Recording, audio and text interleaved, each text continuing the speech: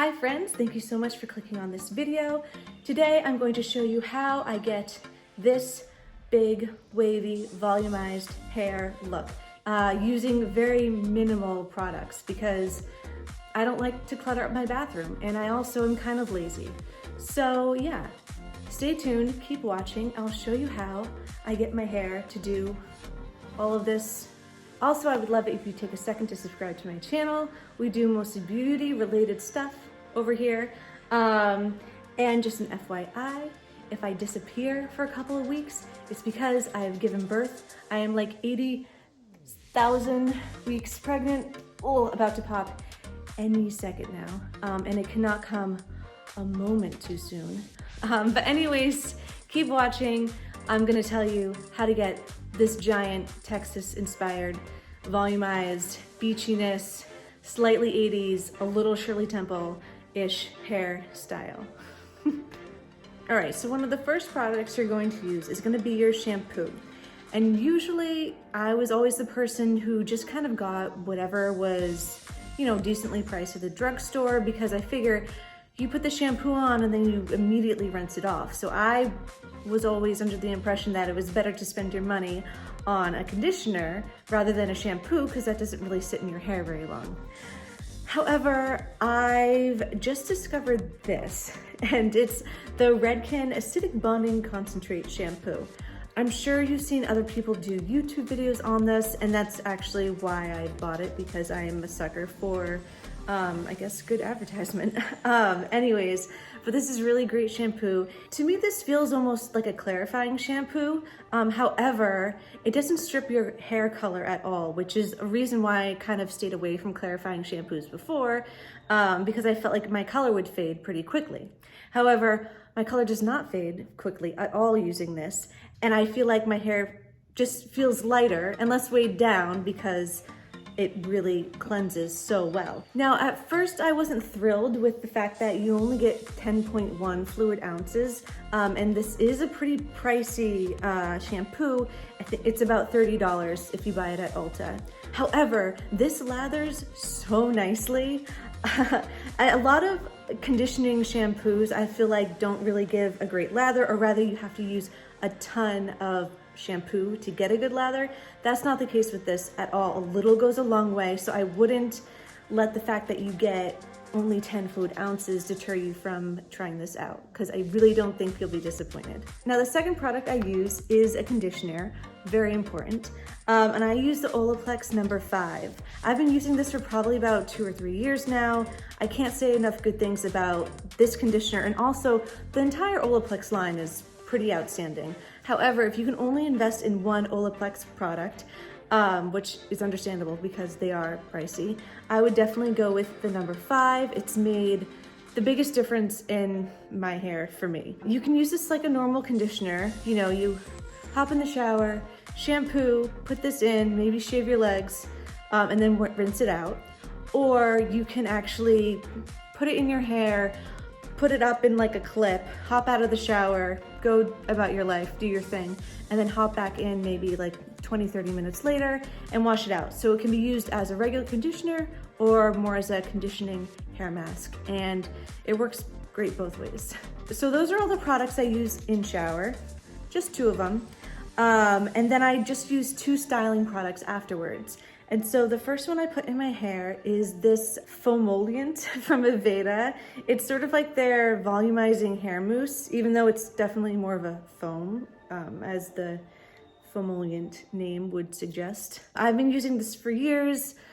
Every time I finish a bottle, I will sometimes go out and try something new just to, I don't know, because I'm bored or whatever, but I always end up coming back to this one. I'm someone who likes to wash my hair every week, at the most. Sometimes I'll even go 8-9 days.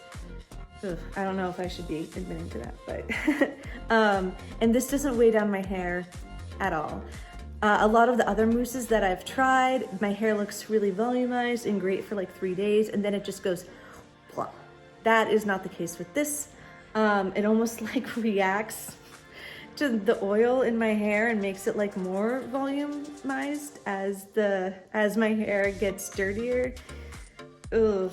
I don't know. That sounds weird, but I don't know, it's kind of true. And one of the good things about this is that if you go to the Aveda store, you can buy refills. So you can unscrew the top and keep the pump and then just buy the refillable product. So it'll save you a couple bucks.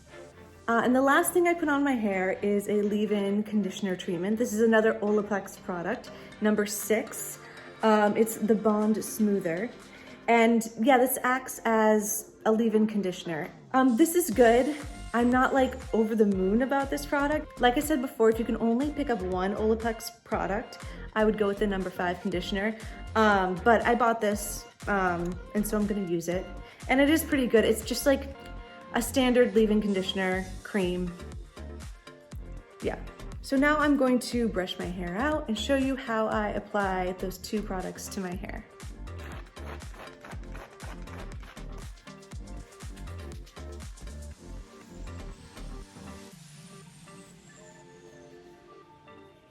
So I initially put this product sort of at the crown of my head where I want, you know, the most volume, and then I'll brush it through the front, and then I'll take a little more and put it in the sides.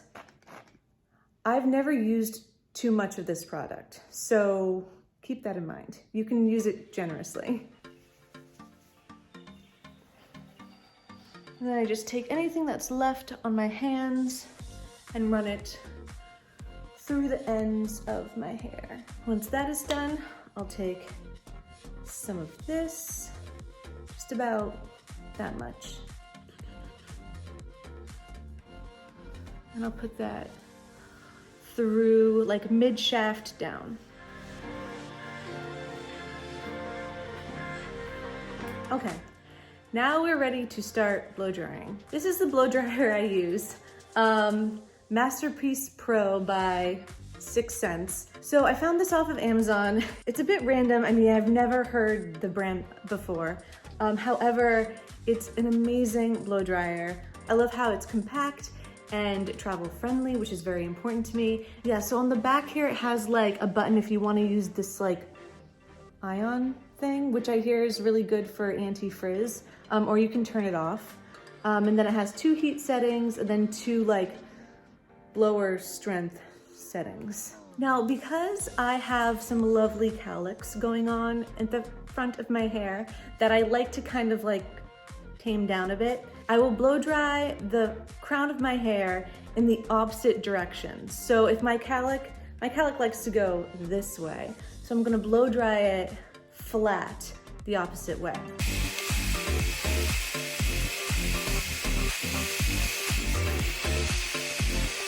All right, once I have my cowlick situation under control, I will then just turn my entire head over and blow dry my hair upside down until it's like 80% dry.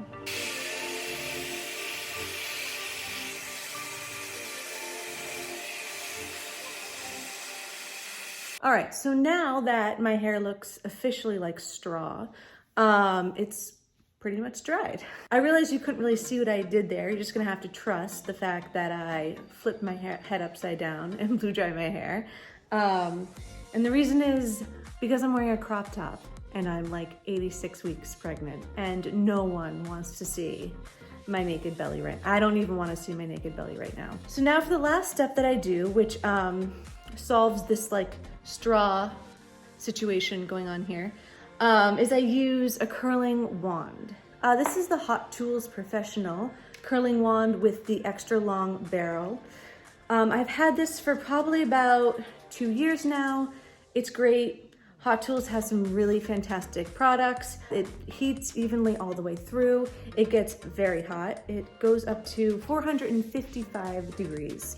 And I usually put it at about 400, so I crank it up there. When you buy a product like this, it does come with a safety glove, and I definitely recommend using that the first couple of times you use this product, because even now I'll still burn myself every once in a while. So let me show you how I use this. All right, so I grab a clip like this and I section off my hair. I do the bottom section first, and then I'll do the middle, and then I'll do the top. This would be the moment where smart people put a heat protectant on their hair, but I'm not that smart. This also came with a little kickstand, so you can put it on your counter and you don't have to worry about it burning your countertop while it heats up. However, I dropped it and it broke off. So now I just have to hold it while it heats up. All right, so I take a section about that big. I don't want to do like really tight curls just because that's not what I'm into. So I take probably like a 2-inch section like this, and I'll put it right here, and I'll just wrap it around the barrel. I'll usually end up leaving the ends out and then just curling them quickly afterwards. And you want to make sure that your hair is like bone dry when you do this. I don't know why. It always freaks me out when like steam comes off of your hair because I think it's smoke. It's usually just steam, but I still get nervous.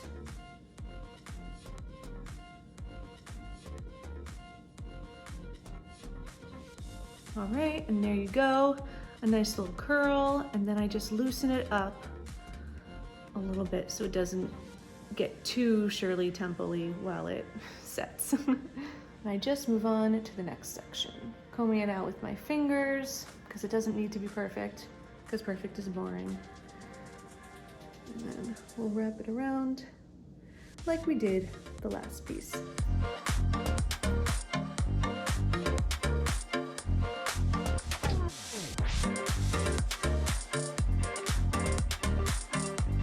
Now I mostly curl all these pieces away from my face just because I think that looks the nicest. But I'll always pick out a few to curl in the opposite direction, just I don't really know why. I think I saw some stylists do that once, so I do that too now. All right, the bottom section is done, so I'm gonna go ahead and do the middle section.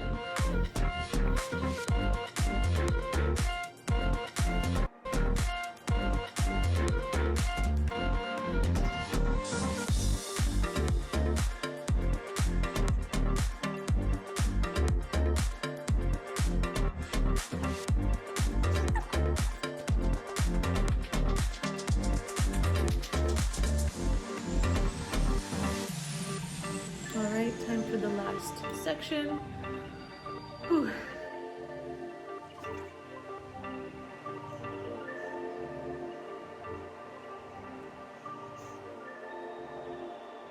Now, especially these kind of two front pieces, you want to be careful because they're typically more bleached than the rest of your hair, whether that's naturally or by actual bleach. And also, you know, you're running your hands through them a lot.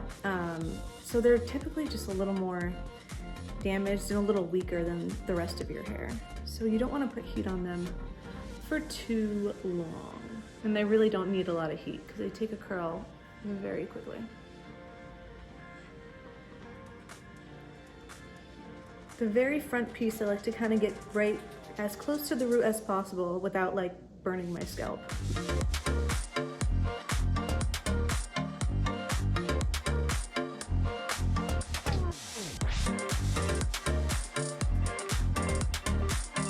Okay, so everything's curled. I look ridiculous right now. I'm giving you like major Shirley Temple vibes, which is not what I'm going for. Not gonna be the end result, I promise. I'm going to brush this out.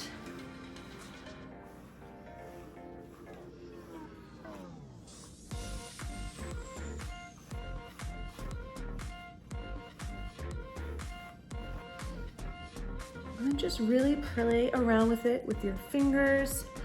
Whew, that's big hair. That's very big hair. And I live in New England, not Texas. So yeah, I know this looks kind of crazy. It's gonna calm down in a second, but you wanna get it to start at this level because in like 20 minutes, it's gonna deflate a little bit. This would be the point if you wanted to go in and add some hair oil or some, I don't know, I wouldn't add gel, but that's just me. This is the finished look. Now when I use the curling wand as opposed to a curling iron, the wand keeps a curl in my hair so much longer than a curling iron ever did. I don't know why. I think it's probably that particular wand and the fact that it gets so hot. I haven't been able to find a curling iron that gets that hot. So that's probably why the curl lasts literally over a week in my hair. It won't be this curly, but it'll definitely still have a decent amount of wave for a long time. So that's that. That's how I get this done. Thanks for watching. Please subscribe. If you guys have any questions, leave them in the comment section, and I always get back to you because I don't have a ton of friends. Not much of a social life. Anyways, I hope you enjoyed this video. I hope you have a fantastic weekend. Subscribe so you get notifications when I do post a video. And yeah, wish me luck with a brand new screaming infant shortly. All right, guys, have a great day.